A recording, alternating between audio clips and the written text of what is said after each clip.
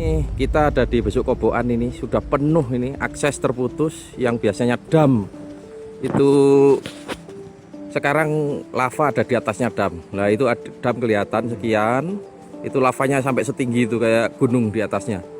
Ini saya bersama dengan Pak Ki dari BPBD meninjau langsung di lokasi.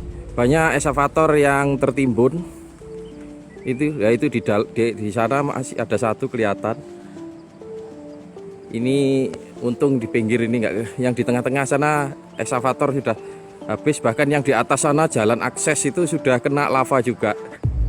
Di atas yang masuk ke arah Supiturang itu sudah kena lava. Yang rumahnya di pos sudah habis. Nih, saya di sini di lokasi bersama Pak Ki dari BPBD.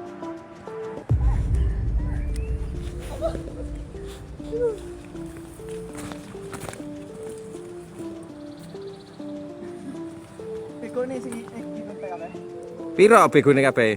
Kapene pitu. Pitu ya. Ketemu situ, tadi kari 6 sing lebu ya.